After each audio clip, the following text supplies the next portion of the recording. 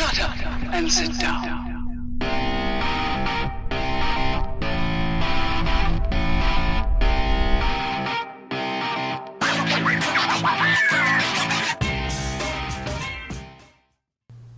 Greetings, fellow Earth travelers. Oblix here, and today I want to talk to you guys about the Jerome Lemars. This was our Watch Gang Black Tier subscription for November 2018. How y'all doing today? So real quick, guys, if you like the content, do me a favor, reach down there and show a little love on that subscribe button. I sure would appreciate it. It really does help out the channel. So, on with the Jerome Lemars Suerat. And we slide it out. Now, I did do a full unboxing of this when we got it. I'll put a link in the down yonder for that. So, we're not going to spend a lot of time on unboxing today. Warranty card. And we got a nice little gift box. Because that's pretty much the category I'm going to put this watch in, is a gift watch. It does come on the stainless steel band, and it does come with a leather as well. So we'll pop these guys out and take a closer look. See?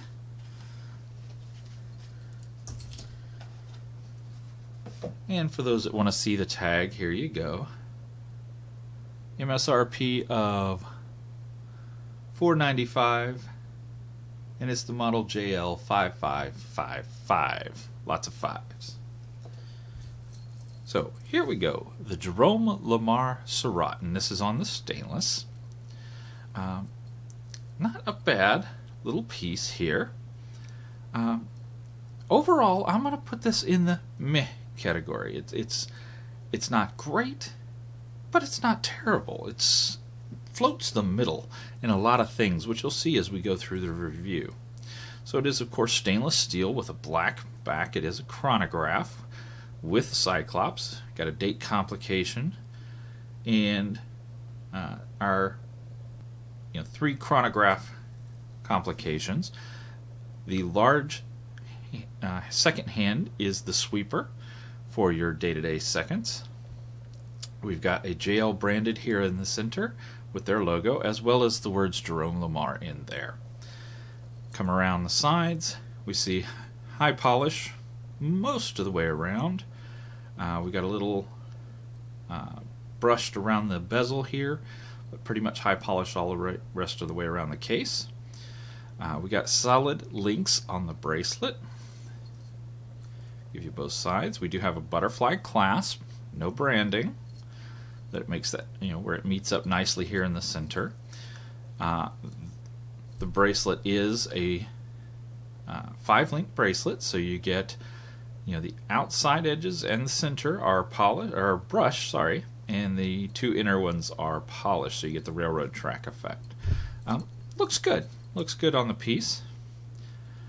Meets up here, and of course you have your polished lugs that come out to meet the brushed bracelet.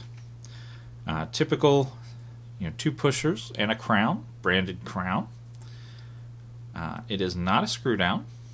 It's just a 2-position crown, as you would expect with a date complication. Top pusher standard starts your chronograph. You will see the 10th second sweep at the top, and a second counter at the bottom, and then a minute counter off here at the 9 o'clock. Top pusher again stops, and bottom pusher resets. And you'll notice that they sweep back to set. That is, so that tells you it's not a mecha quartz. It is just, standard quartz. Now, given high polish, of course, this guy does attract fingerprints like crazy and scratches like crazy. You'll see actually right here, got a pretty decent little scratch on it already, just from the wear I've done for testing. And I do wear every watch I get to test. I won't do a review on a watch I haven't worn, so you may see some wear love on it, for sure. Pop the butterfly off. It's a decent clasp. Not terribly sharp around these edges. That is a problem with butterflies, is they get really sharp here on these edges, but it is sharp and it will bite into you a little bit. So you can see the back here. Let's actually pop one of these open so you can take a good look at it. They did kindly put on quick releases on the steel bracelet. You'll see right here, we've got a pusher here and a pusher here. Actually, if I just pull this out, you can see how it has the two elevated pushers, and then this of course just slides into this slot right here, if I can get it in. Always harder to do on camera. There you go, slides right back in. You squeeze those pushers together and slide it in between the lugs up here on the watch. So that'll give us a chance to take a look at the case back. And there you go, nothing too fancy, just some branding and some information, of course stainless steel, 50 meters water resistant, yada yada yada. You see it is it's a satin finish and super easy to scratch. You'll see several scratches on the back here. So if you're a guy that likes your case backs pristine, this may not be a good choice for you. Okay, let's get this guy on a scale and get some measurements on him before we flip over to the leather band here. So we can check out both. Bring out handy dandy trusty scale. We do need our spring bar. Get him teared out and on there with the spring bar. And with the steel bracelet, you are looking at 167 grams. Or 5.8 ounces. Call it 6 ounces for square. Now, let me get this guy flipped over to the leather. And to be fair, the leather's what I've been wearing it on. So I haven't even sized this bracelet for my 7-inch wrist yet. So this is the full size of the bracelet that you get with the watch. Get him moved over here to the leather, and you can see it's relatively easy to do. Of course, working around a camera is always a little bit more challenging. So we just pop this guy over here. I do love these quick release bars, or quick release spring bars. They sure do make life easy. Give him a quick little wipe down because I'm sure I got fingerprints all over him. And on the leather strap, 2.9 ounces, almost 3. And if we go back to grams, you're looking at 84 grams. So not too bad, not super heavy or any such thing. Let's get him on the calipers. There we go. And pop it open. You're looking at all the way across with the crown a 48. You're looking at a lug to lug of about a 50. And a watch face of about, we'll call it 45. It's 44 in a smidge. And then a width or height of 12.3. So not a huge piece, but not a small piece either. Now it does come with sapphire crystal on the display. And of course the Cyclops eye is not sapphire. So I've got my Diamond Selector 2 here so we can test the sapphire. Make sure it is in fact sapphire. So we've got one pip down there. And what we expect to see is it light the bar up if it is truly sapphire. So we can see it does in fact light the bar up, so it is sapphire. And we can test the Cyclops eye as well. We see we get nothing out of it, so it is definitely not sapphire. Go back to the display and we can see it is sapphire. So we've got probably just regular old glass for the Cyclops eye and sapphire for the display. Now let me show you the piece on my wrist. Quick wristwatch check, words in my mouth. We've got the Vanguard Automatic Victorville, which was our Watch Gang Black tier subscription last month. Though it's actually a Platinum tier subscription, we found out later, based on some problems we had with our Black tier subscription that originally came in. Check the previous review and unboxing for that information. So we'll set the Victorville aside and get the JL Suerat on. Like I said, I've been wearing it on the leather, so I don't even have the bracelet sized. Reason being, guys, I'm not going to keep this piece. It doesn't suit me. So no point in sizing out the stainless for me. I'm just going to pass it along. But there you go. It is a wrist filler. I do have 7-inch wrists, so it is filling it up. Now these straps on this leather, it is pretty hard, so you're going to get the slab side effect until that breaks in. And I have worn it quite a bit, and it hasn't broken in yet, so the break-in process is fairly lengthy. Branded buckle, high polish as well, so expect some desk scratch on that. And yeah, don't ask me how I got that scratch. I have no clue how that got on there. So, issues. Have I run into any? Yes, I have. And let's take a look at those. First and foremost, the biggest one. It's a quality control issue, guys. The Cyclops eye is not centered. Now, this is not just a Jerome Lemars problem. I find this on almost every watch that has a Cyclops eye. Very few get this right. There are some, but very few. They almost always off-center the stupid Cyclops eye. I would rather them just leave the dumb thing off, quite frankly. If you can't take the time to put it on properly, don't take the time to put it on at all. You can see this one is biased up slightly. So instead of being perfectly aligned at the 3 o'clock, it's slightly high. Now that creates an additional problem. If it's slightly low, you can get away with that and still be okay. With it being slightly high, that actually makes the date hard to read. And the reason being, when you're wearing it on your wrist like this, and you roll your watch to see the time and date, when you roll this way, you can, if the Cyclops eye were down a little further, you could glance through it and still see the date. Or if it's dead on, you could see it square on. But you can see with it dead on, it's actually hard to read. Almost impossible. You have to roll your wrist even further to about there before it's legible. That makes an awkward motion of you having to turn your wrist farther around than you would normally do in order to read that date. And it's really obnoxious. It's super noticeable every time you go to look at your watch. Even when you're not looking at the date, every time you look down at the watch and you see that date being clipped off and distorted, you're just like, ugh, that's irritating. So that's a huge problem. And that is definitely a quality control issue. It is something that could have easily been spotted at the factory. All anyone had to do was just look at the thing, and it would have been painfully obvious it was wrong and could have been corrected before they shipped this out. But Jerome Lemars did not take the time and effort to do that, and that is a big no-no. Second is a bit of a niggle.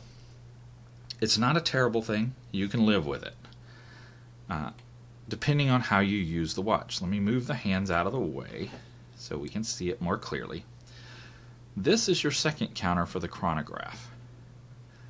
Now notice the hand is a big old fat hand, and all the little ticks around the side, the little second ticks, are really tiny. It is almost impossible to read the actual time. The tenths of seconds is fine, but the seconds and the minutes are almost impossible to read. If I hit this and let it start running, if I just stop it and give you a second to look, could you tell what time it was without stopping your TV? Or without stopping the video from playing? If I just stop at a weird time, like right... You're paying attention now, so you're probably going to get it. But do it fair now. Do it fair. What time is it? Start it again. Did you tell? Could you tell without pausing? It's really hard, isn't it? That's a negative if you're buying this for the purpose of it being a chronograph. Now, if you're not, if you buy chronographs just because you like the way they look and you never actually use them as chronographs, man, if you like the way the sucker looks, more power to you. Have at it. It's a decent piece. But if you're buying this specifically to time things as a chronograph, there's a bajillion better options. This is not a good option for you. So while it is a chronograph, it is not a good chronograph. I do not recommend it. So the third, kind of also a bit of a niggle, not a major problem, is the Lume.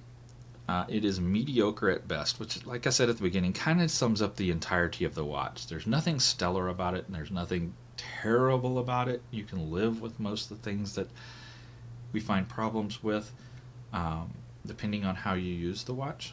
But the Lume is just meh. It is there. It ain't great.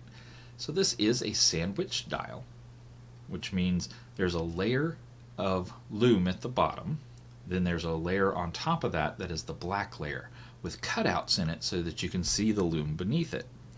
So like this little clipped off 12 and the clipped off 6 and these little hour indices around the sides here, those are all holes cut in the black layer down to the Lume layer at the bottom.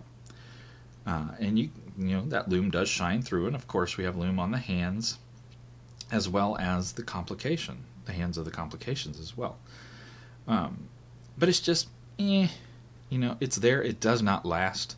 If I hit it with a UV light, I did to take the photo, pulled out the big old monster UV light, shot it with that for a few seconds, took the Lume shot that I'll post in for you, and within a minute or two, it was pretty much gone.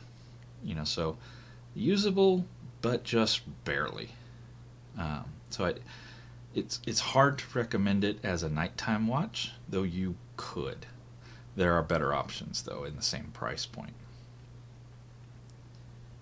So as far as the looks go, like I said, it's not a bad piece. If you had a friend in your life who you wanted to get them a watch, but they didn't really know a whole lot about watches, this wouldn't be a bad choice.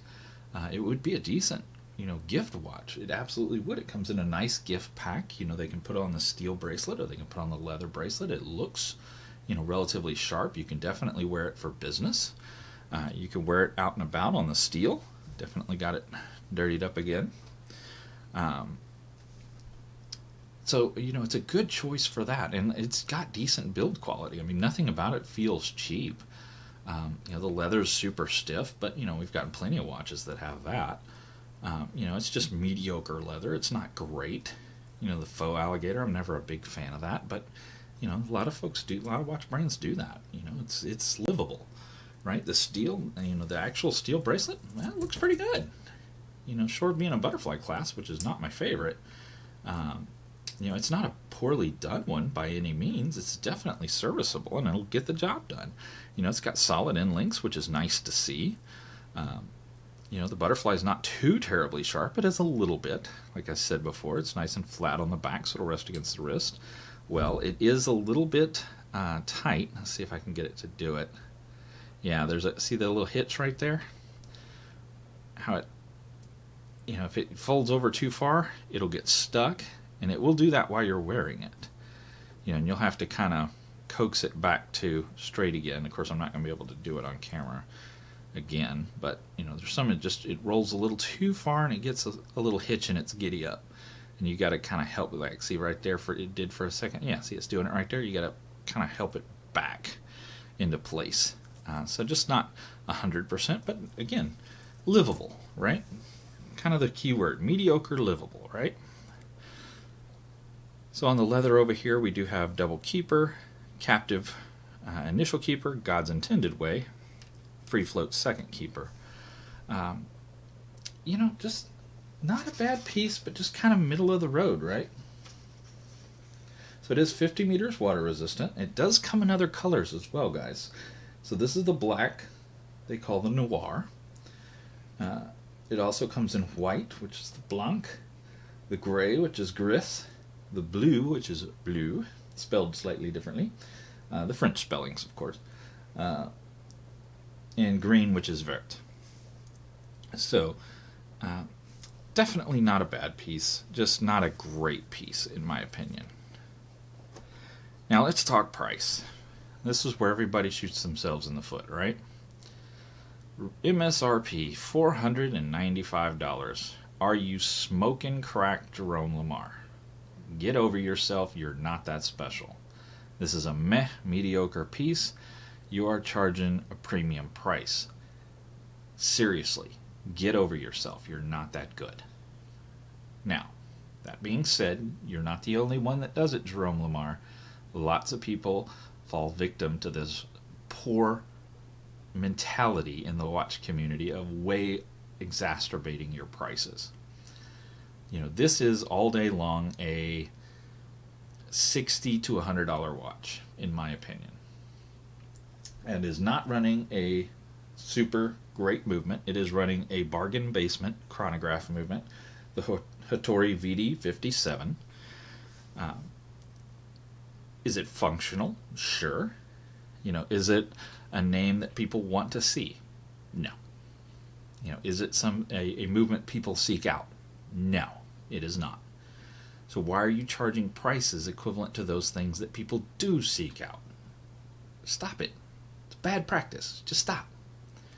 So if you can find this guy for between $60 and $100 and you like the styling and you're fine with the the niggles that we talked about, the fact that the chronograph is basically useless, the Lume is meh, and the Cyclops eye is probably not going to be centered, then go for it. If you like the styling of it and it suits your styling and your use case, man, go for it. It's not a bad piece. It's just got a few little quibbles that could have been better. So things I would improve if Jerome Lemars approached me and said, "Hey, Oblix, we're making a version 2 of the Suerat. We want your help. What would you change?" This is what I would change. First off, I hate it when they cut off the numbers. Just put a bar in place of those numbers. Done. Easy peasy lemon squeezy. You don't need the numbers, put a bar. Maybe put an arrow at the top so you have some form of reference, so when the watch is up or down you can easily see. Definitely improve the Lume. Absolutely across the bat. If you want to make this a true chronograph, okay, you're going to have to do something about that second dial to make it more legible. This is a very legible dial. You're going to have to do something more like that down here.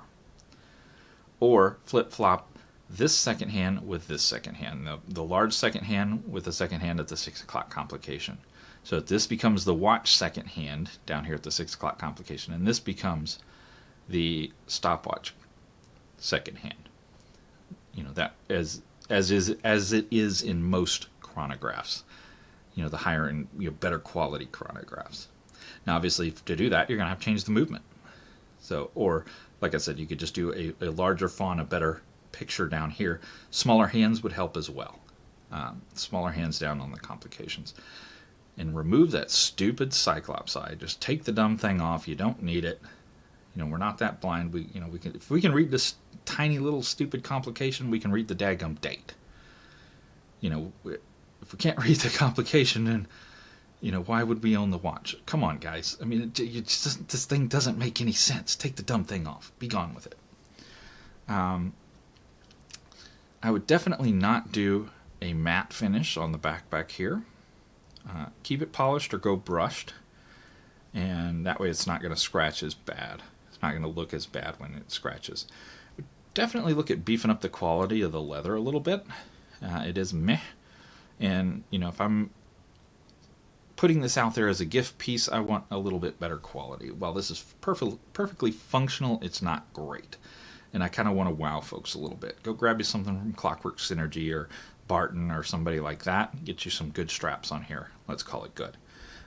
Bracelet wise, your bracelet's pretty good. Not much I would change there. I would probably fix some of the fit and finish on on the links a little bit. Clean up these edges so that you don't get those little hitches. And other than that, we're pretty good. I always want to smooth these down a little bit, these pushers, because they're always a little bit sharp. You could definitely put a little time and effort on that. And then you've got a pretty stellar piece at that point. So that is what I would change. So as we talked about earlier, this is an everyday kind of piece. It is something you could wear around the office for sure. On the stainless steel, you could definitely wear it out and about on town, at different functions, doing this, that, and the other thing. On the strap, you could definitely wear it around the office. I wouldn't bother taking it swimming. Like I said, the chronograph's basically useless, so for sports, not so much. But in a casual setting or an office setting, it will work out really well, and a great gift piece. definitely work on your pricing structure because it's stupid. And that would be it. So, this has been the Jerome Lemars Suerat, our Watch Gang Black Tier subscription for the month of November 2018. I sure do appreciate you guys coming to hang out with me today, as always. And until next time, y'all get out there and make some noise. See ya.